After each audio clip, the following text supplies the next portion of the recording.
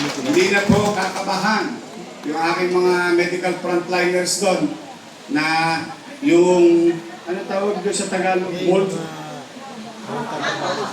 Yung amag, hinihigop nila araw-araw. Wala na. Pati ang ospital ng Maynila. Okay, pagpapasensyahan nyo na, in the coming days, isasara ko lang saglit yung bagong ospital ng Maynila. I-renovate ko. Kasi hindi na ako minentain nung umalis ako nangangadugyot na naman yung emergency room lang naman ang isasara ko. Pero mawaglit lang. Saglit, isang linggo lang. Brand new na ulit yun. Pati yung mga makabagong teknolohiya na what you call antimicrobial lining para sa emergency room. Better facility for our health workers, then better services for our community members. May sense? Tama ba? Yeah! Mga nanay tatay ko, nandito. Di ba, naalala nyo, ang lagi nyong sinasabi sa aming mga bata, Oy, ikaw huwag ka masyadong magagaling-galingan sa kapitbahay kung yung sarili mong tahanan, hindi mo inaayos. Tama mali? Tama! Ang tawag doon, plastic, ano? Mas masakit magsalita yung matanda nung araw. Pakitang Tao. naalala ko yung nanay ko kinukonyatan ako ng nanay ko. Saan? Mag-ayos ka sa loob ng bahay. Magwawalis ka sa labas. Kunwari palinis-linis ka. Nangadugyot naman to papag mo. Itong sahig natin, di mo bunutin. Di mo ba? Which makes sense. Kaya that's why I always wanted something for our medical frontliners so that we can also say, maayos tong pasilidad namin. Kasi maayos naman tong aming kalalagyan. Bukod doon, ay kahit pa paano po, unti-unti na natin nababawi ang mga supply. Hindi na himaspirin. Di ba pag walang pera, gagaling ka rin. Kaya pagka masakit ang buto-buto, yakap su. Pagka walang-wala na talaga, kispirin na lang. But no, we will. Why? Pumanatag kayo. Maliit man, hirap man ang kakayanan ng lungsod. Ano man ang meron dyan na nalalabi, natitira, lagi kong ipupuhunan sa MBN. Minimum Basic Needs. Housing, education, healthcare, and jobs. Doon lang iikot ang ating buhay bilang namamahala. Ang tao ay may masisilungan. Umulat bumagyo, magkaroon ng dilubyo, pilitin natin dumating ang araw, hopefully, cross finger, hindi ko man matapos, sana yung mga susunod na henerasyon, wala nang squatter sa Maynila. Kasi marami ng Binondominium 1, Binondominium 2, Condominium 1, Condominium 2, San Lazaro Residence, Pedro Hill Residence, San Sebastian Residence. These are in-city vertical housing program. Kalaunan may awa ang Diyos. Wala nang estudyanteng naglalagkit dahil ang kanyang eskwelahan ay 10-story, fully air-conditioned, public, elementary, and high school. Ang tanong, laway-laway lang ba to? Pangarap pa lang ba to? Hindi po. Nangyari na Albert Elementary School. Manila Science High School. Ngayon, nagbo-bowling na sila doon. Dati, Nipiko, hindi sila makapaglaro. Sa Sikip. Tapos, Almario. Yun po ang Ateneo ng Tondo. Doon po ako graduate. Charot. Tapos lahat yun, natapos, 2 taon kasagsagan ng pandemya. Nawaglit na naman ako. Natinga ng 3 taon. yung magsaysay. O pero yung mga taga magsaysay, tuwa na dahil noong pag-upo ko, pinatuloy ko na. O ngayon, madadali namin Pebrero. Pero may taon ha. 2027. O tingnan ninyo. Nagawa? Nangyari? Pwede? Posible. Ibig sabihin, at least in those areas, I can honestly say na ang population growth ng Maynila in the next 30 o 50 years, sagot ng Albert sa kanyang komunidad. Sagot ng Manila Science sa kanyang komunidad. Ng Magsaysay, ng Almario, and so on and so on. Nangyari. Kaya may problema po yung mga nanay doon sa katatay tuwing enrollment. Nangihingi ng jacket yung anak nila. Malamig. Kaya yung mga bata, excited naman. Mano pa, yung mga apo ninyo na nag-aaral sa daycare, naliligo ng gatas. Your milk. O gusto nyo ba ituloy ko yung your milk? Sa mga apo nyo? Okay, mag-alala. Hindi ko lang itutuloy. Palalawakin pa natin sa Hunyo. We will go further and reach more. From 21,000 students sa buong Maynila, now we're going to reach 60,000 students.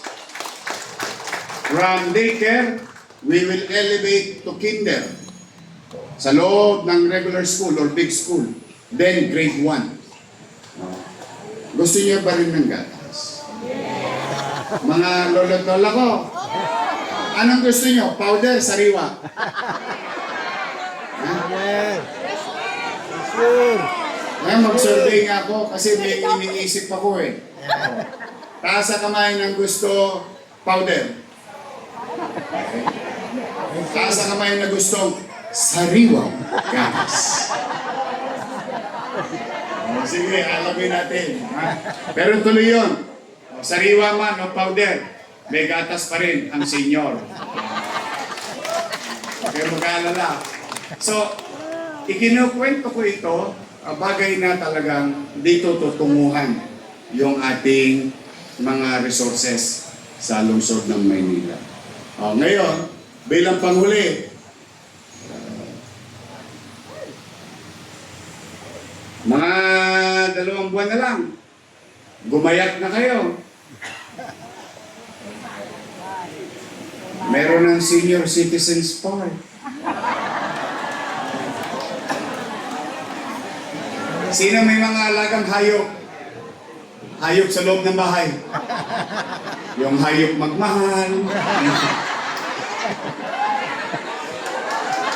Baka may hayop din kayo sa ako.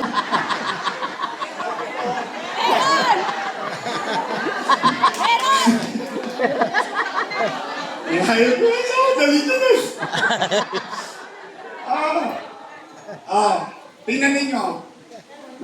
Kayo lalo na very particular. Pansinin ninyo dito sa Panang. Paglabas mo, kalsada. Tama ba? Hindi dahil sa wala lugar eh. Napakatandaan na lang natin, di ba? Pero ngayon, yung dating alikabok na nagiging press powder. Pagpasok mo sa opisina, hindi mo na kailangan mag-makeup. Dadaan ka lang sa Nagtaan Interlink. Maya-maya, may powder ka na. Alikabok, ulo, dugyot. No? Iniwan na lang eh. At walang pumasin. May pumasin kunwari, pero hindi totoo. Pero ngayon, naalala nyo about less than 3 months ago, tinuldukan ko yung kaawa-awang sitwasyong pangkalusugan. More than the part, more than the part. Yung sitwasyong pangkalusugan ng mamamayan sa Pandakan, partikular sa area na yun. Bakit? Yung alikabok na yung semento yun. At yung semento na yun papasok sa baga ninyo. Pagkatapos pasok sa baga ninyo, customer kayo ng bagong Biata Health Center. Di ho ba? Pero yung tutulungan. Open green space. Reclaiming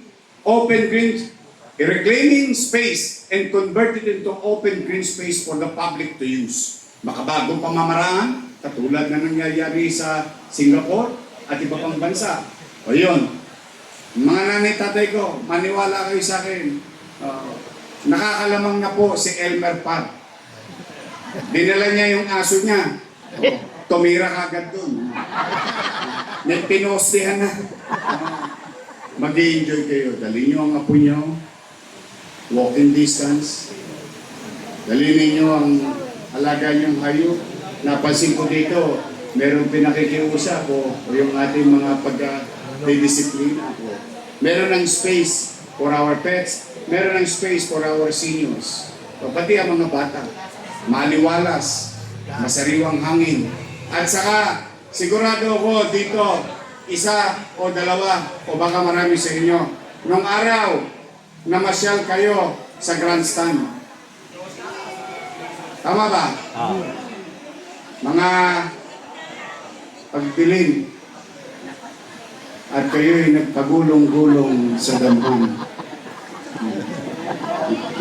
Di alam ni Vice yun. Umugulong-gulong doon. Akbay muna kunwari. Ay, jibi. Mamaya, umi-escort na sa pisngi. Ayun, may pulis huli. Because ang Pilipino ay gustong-gusto makapamasyal na. Lalo tayo, wala tayong espasyo. That's why gustong-gusto ko may balik sa tao. Open green space, pasyala, mapuntahan. Total, wala naman postgas. Diba? Tapos ito, naghalo pa. May bago tayong formulang ginamit sa pamamahala sa gobyerno ng Maynila. Pera ng lokal, pera ng nasyonal. Pinaghalo. Sino na kinabang? Taong bayan. Pwede pala. Posible pala. Dati, kanya-kanyang mundo. Lalo na pagka naiba ang kulay mo. Alam mo dito, minsan, isa-ibang tao, mas mahalaga sa kanila yung kulay nila. Pero ako isa lang kulay ko, moreno ako. Pero ang point ko, yung kulay-kulay ng politika napapahamak dyan taong bayan. O, tingnan ninyo. Kami, Technicolor. Technicolor kami. O, pero kita ninyo, kahit na kami magkakaiba, isinuko ko sarili ko. Minsan pride lang yan eh. Fried chicken, masarap yan. Yung chicken joy. But see, kapag nakipagtulungan ka sa pamalan, at ang pamalan naman din, marunong din yumuko na parang kawayan. Di ba? Nag-abot ang kamay. Sino na kinabang? Mamamay. So may tinatayo tayo. Pamantasang lungsod ng Maynila College of Medicine. Perang nasyonal, binigay ni President Marcos. O pera ng lokal, binigay ng taong bayan, ng mamamayan ng Maynila. Susunod, pagpunta ko, binibilang ko na lang, siguro mga 3 buwan na lang. Yung 32 years old na maliit na ospital sa District 2, bibigyan ko na ng tuldok. Dahil ang inyong lingkod, bagamat wala tayong pera, namili pa tayo ng lupa. 1,900 square meter, 7-story, bagong ospital ng Tondo. So, mga kababayan, makikita niyo ito, 200 metro kwadrado, 60 metro kwadrado, 1,000 metro kwadrado. It doesn't matter. Ang mahalaga, develop, fix it for its purpose, for its use, no matter what. Yon ang importante.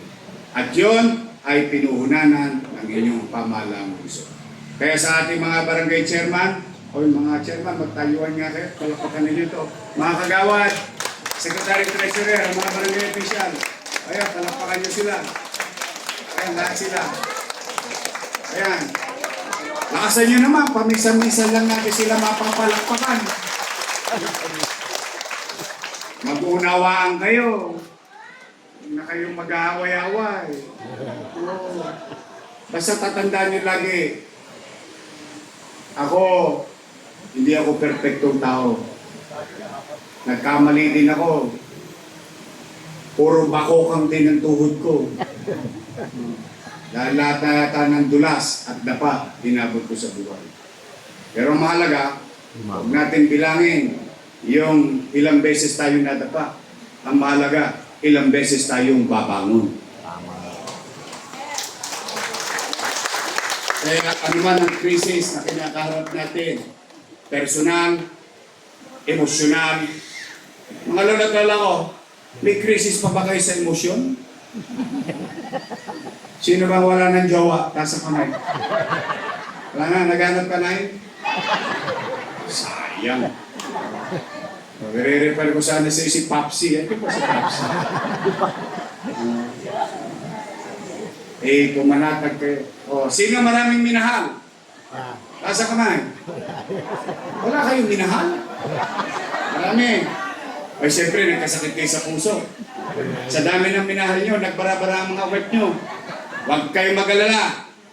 Ang Maynila, ang natatanging lungsod or LGU na nagpatayo ng ospital na mayroong pinatatakbong angiogram procedure and angioplasty procedure. Okay. Mag-aari ng lokal, pinatatakbo ng lokal. Ang meron yan sa gobyerno, sa nasyonal, Heart Center, UPPJs, at hindi ko na po alam yung iba. Meron din yan sa private, Makati Medical Center, St. Luke's, no magka-angiogram. Si angiogram, para magka-idea kayo, para siyang si Malabanan.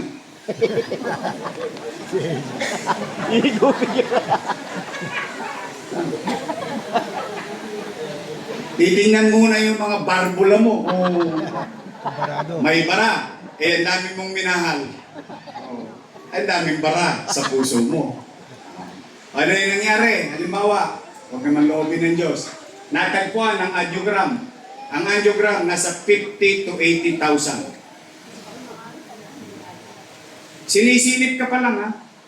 Hindi ka pa ginagamot. Sinisilip ka pa lang, tosgas ka na. Ayan. Ay, may bara. Isa, dalawa, tatlo, o minsan apat pa. Meron ako nakita, 5 eh. O, di 5 ang bara. Anong gagawin sa bara? Tanggalin.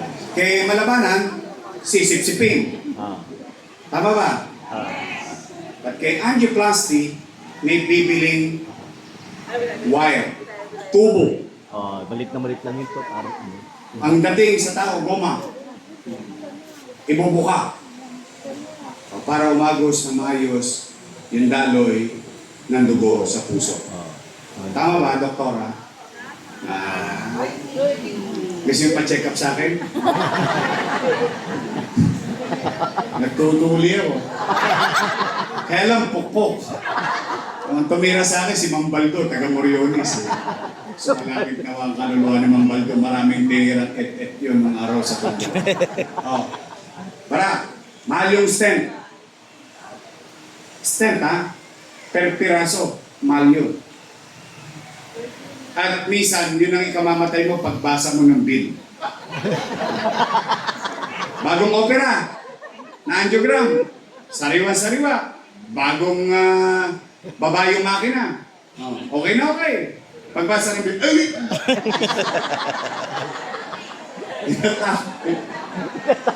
Apo, ginagawa ko lang ng biro, pero sa totoo, pag nakita niyo po, BGA, so 1.2 million pesos. 700,000. 800,000. Makati Med? 2 million. Meron ba kayong milyon? Alam ko, meron kayong milyon-milyon problema. Wala. Kaya kung bakit, ito po, hindi ko po itinatangos ng ilong. Kayo na ang humusga. Nung pinagawa ko yung 10-story fully air condition na bagong ospital ng Maynila, may isang pasilidad doon. Itinatag namin. Yung makina na yon, iyabang nyo na bilang Manileño. Mas maganda pa sa St. Luke's yun.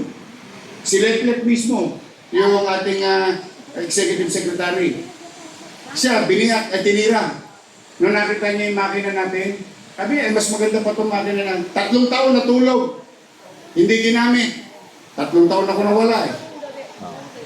Pag-resume ko, inactivate ko. Salamat sa mga doktor.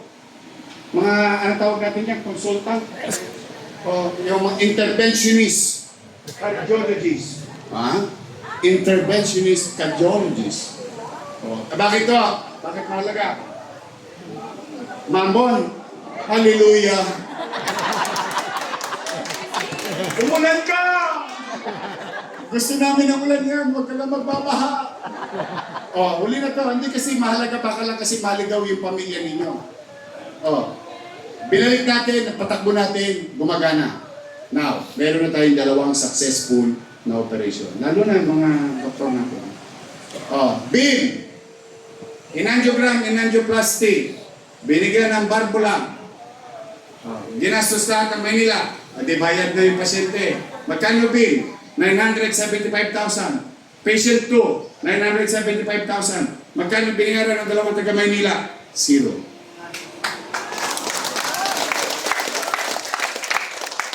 Zero. Literal. 0. Ano? Si Yorme ba nagbayad? Hindi. Sino nagbayad? Taxpayer of the city of Manila. Yung buwis ninyo na ibalik sa inyo. At sa buwis ninyo, nakapagbigay kayo ng duktong na buhay sa 2 tao. What more we can do together? That's why, all these things, itong mga gawain ganito, hinihikayat ko kayo. Yes, I'll do my best. Pipilitin kong magbuti. Pipilitin kong mag-ina. But I cannot do it alone. I need each and every one of you. Because if we work together, we can make Manila great again. Yeah! So muli, sa aking mga lolotola, malapit na ang lubi-lubi. Enero, Febrero, Marso. Tapos na ako ng Marso. Tama ba? Nagbilang na. Marso. Abril, Mayo, Hunyo. Hunyo, 3 buwan, no? I love you. Pasensya na kayo mga kabataan. Una-una lang yan. Talagang pinipilit ko na maipakita kaming mga bata, lahat ng kabataan na nandito in our own little way. Show love, compassion, and understanding for our seniors.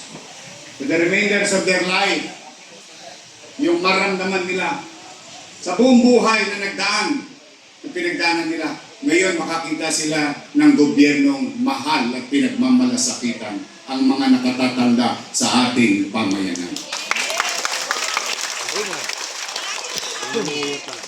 Natanggap niyo na ba yung mga cake, yung mga nag-birthday?